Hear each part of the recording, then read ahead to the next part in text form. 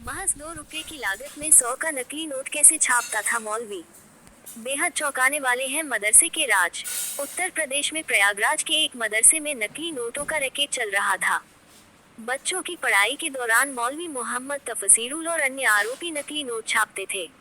100 रुपये का नकली नोट मात्र 2 रुपये में छापा जाता था। पुलिस ने मदरसे से आरोपियों को गिरफ्तार किया है, जिसके बाद कई अहम खुलासे हो रहे हैं। उत्तर प्रदेश के प्रयागराज में मदरसे के भीतर चल रहे नकली नोटों के रैकेट की जड़ें काफी गहरी हैं। मदरसे के जिस कमरे में नकली नोटों की छपाई होती थी, मौलवी मोहम्मद तफसीरुल हर वक्त उसका ताला बाहर से लगाकर रखता था। बाहर बच्चों की पढ़ाई चलती रहती थी और कमरे के अंदर बाकी लोग नकली नोट छापने के काम को अंजाम देते थे। बच्चों की छुट्टी हो जाने के बाद मौलवी खुद भी नकली नोटों की छपाई के काम में शामिल हो जाता था। मदरसे से पकड़े गए आरोपियों से पुलिस की पूछताछ में इस बात का भी खुलासा हुआ है कि 100 रुपये का एक नकली नोट छापने में महज 2 रुपये का खर्च आता था। प्रयागराज पुलिस ने अपने खुफिया इनपुट के आधार पर जिस वक्त अफजल और शाहिद को गिरफ्तार किया, उन दोनों की जेबों से नकली नोटों की कई गड्डियां बरामद हुई। इन गड्डियों में सबसे ज्यादा चौंकाने वाली बात ये थी कि करीब 1300 नोटों पर एक ही सीरियल नंबर था। 100 के इन नकली नोटों को आसपास के मार्केट में ही खपाया जाता था। आमतौर पर कोई भी शख्स 500 के नोट को ही चेक करके लेता है।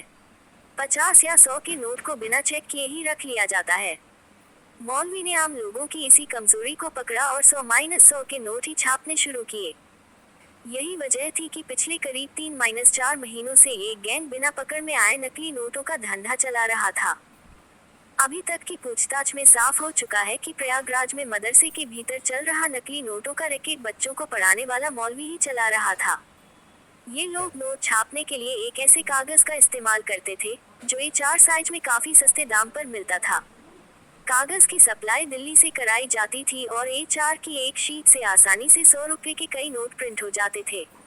इसके बाद बाकी खर्चे मिलाकर 100 रुपये के एक नोट की कीमत महज 2 रुपये ही आती थी। शीट से नोटों की कटाई का काम मौलवी उस वक्त करता था, जब मदरसे से बच्चों की छुट्टी हो जाती थी। सूत्रों के मुताबिक मदरसे से गिरफ्तार किए गए चारों आरोपियों को आगे की तफ्तीश के लिए उड़ीसा ले जाया जा सकता है। दरअसल मदरसे में इस गिरोह का सरगना भले ही मौलवी मोहम्मद तफसीरुल था, लेकिन मास्टरमाइंड मोहम्मद जाहिर था। जाहिर का भाई उड़ीसा में आधार कार्ड बनाने वाले एक सेंटर में काम करता है। वहीं से जाहिर को नकली नोट छापने का आइडिया मिला।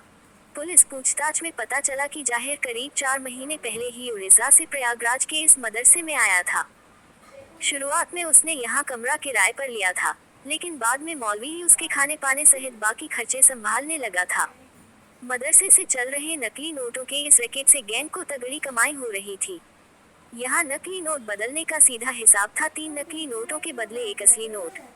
मौलवी 15,000 के असली नोट लेकर उनके बदले में 45,000 रुपए के नकली नोट देता था। नोट 100-100 के ही होते थे। वहीं आईबी की छानबीन में इस बात का भी खुलासा हुआ है कि नकली नोटों की एक बड़ी खेप अगले साल होने वाले प्रयागराज के महाकुंभ मेले में खपाने की तैयारी थी।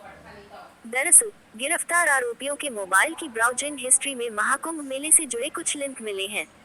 इनके आधार पर ये माना जा रहा है कि इनके निशाने पर महाकुंभ मेला था।